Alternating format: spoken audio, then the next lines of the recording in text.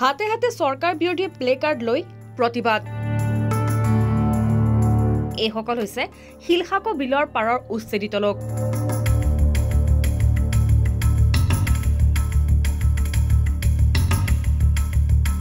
পুনৰ সংস্থাপন তথা উচিত ক্ষতিপূৰণৰ দাবীত সচলৰ ধৰ্ণাস্থলীত প্ৰতিবাদ সাব্যস্ত কৰিলে উচ্ছেদিত লোকসকলে সৰকাৰলৈ আহ্বান আমাক ক্ষতিপূৰণ তথা পুনৰ সংস্থাপন দিব নোৱাৰিলে ভেটি মাটি ঘূৰাই দিয়ক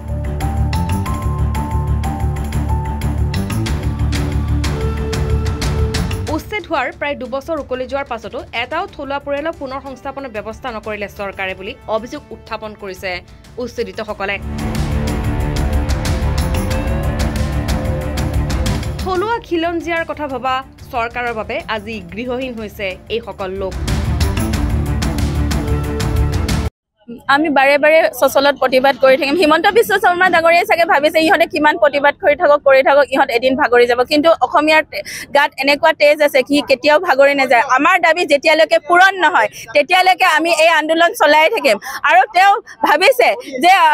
এই কিটা মানুহেনো কি কৰিব এটা কথা মনত ৰাখিব আমি দিছপুৰৰ ভোটাধিকাৰী হয়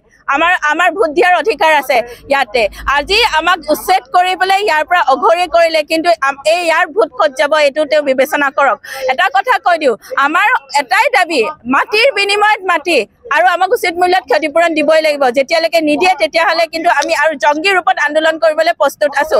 আজি হিলহাকুৰ বুকুত আমাক যি উচ্ছেদ কৰিলে আজি 1200 ঘৰৰ মানুহক উচ্ছেদ কৰিলে আৰু তেওঁ যি কৈছিলে যেতিয়াই উচ্ছেদ কৰিছিলে তেতিয়াই কৈছিলে আমি ফ্লেট দিম 25 লাখ টকীয়া ফ্লেট দিম সেই ফ্লেট এতিয়া ক'ত গ'ল তেওঁ কৈছিলে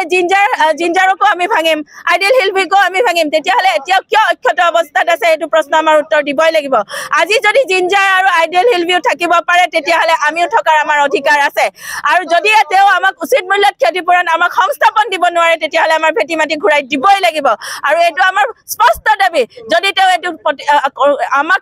তেওঁ পৰিপূৰ্ণ নকৰে আমাৰ দাবী যদি পৰিপূৰ্ণ নকৰে তেতিয়াহলে আমি আৰু জংগী ৰূপত আন্দোলন কৰিবলৈ সাজু আছো লাগিলে তেওঁ ঘৰ ঘেৰাও কৰিম আমি তেওঁ ঘৰৰ চোতালত বহিম তেওঁ যেতিয়ালৈকে আমাক মাটি নিদিয়ে এইটো আমি হিলহাকো বাখীৰ পৰা হকিয়নি দি দিছো তেওঁ যদি আমাক দাবী পূৰণ নকৰে তেতিয়াহলে ইয়াৰ পৰিণতি কিন্তু ভয়াবহ হ'ব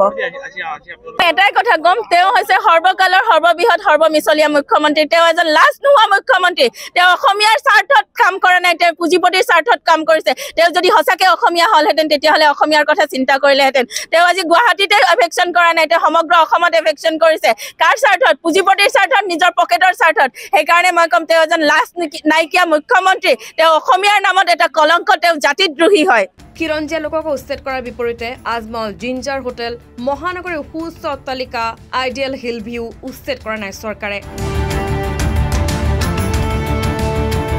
পুনৰ সংস্থাপন আৰু ক্ষতিপূৰণ নিদিলে আগন্তুক 2024 লোকসভা নিৰ্বাচন বৰ্জন কৰাৰ হুংকাৰ দিছে প্ৰতিবাদীসকলে ব্যুৰ ৰিপৰ্ট B24 অসমেনী